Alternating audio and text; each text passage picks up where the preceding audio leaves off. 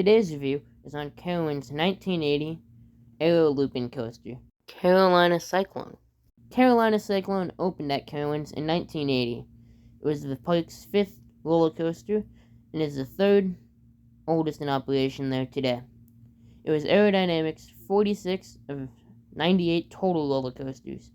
It stands 95 feet, has a drop of 65 feet, goes 41 miles per hour, has 4 inversions, as it was the first coaster to ever do so, is 2,100 feet of track, and is a minute 30 in total ride duration. The ride has a very simple layout.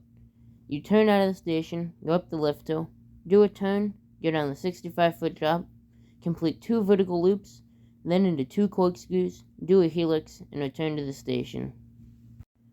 The drop and the first 2 vertical loops aren't painful. They're not in any means memorable. They're there, they're okay, they're fun, and they add length to the ride, but nothing too extreme. The 2 corkscrews is where the party begins, if you consider having your head play pinball in between the restraints as a party, which I personally do not. These corkscrews aren't the worst corkscrews on any aero coaster I've experienced, but far from the best. They really aren't that great, and are pretty painful, but not as bad as Corkscrew at Michigan's Adventure, or Cedar Point. Then you have the helix. This helix really isn't the worst helix, but isn't the best. It's not terrible, but it still has a little bit of headbanging, and you're pretty thankful when the ride comes to the brakes. It's by no means the worst coaster I've ever ridden, but it's not the best, and most of that is because of the restraints.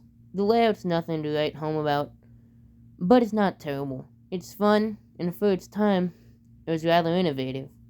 If this ride had new restraints, it would be a whole lot more bearable, but the bulky aero over-the-shoulder restraints that have your head playing pinball for the entire second half of the ride really make it a one-and-done for me. This is not a coaster I would ride again at Carowinds, but it's not a coaster I'd necessarily avoid if it was my first time.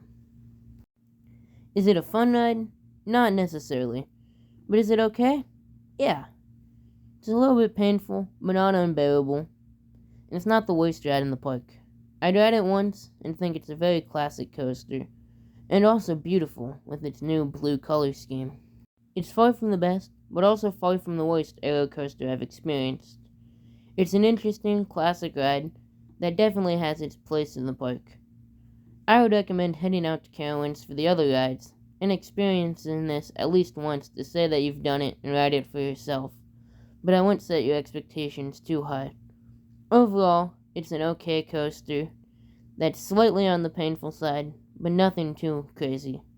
It's a fun ride, but one I probably won't do again when I go to Carowinds. Till next time, Station Rate Productions.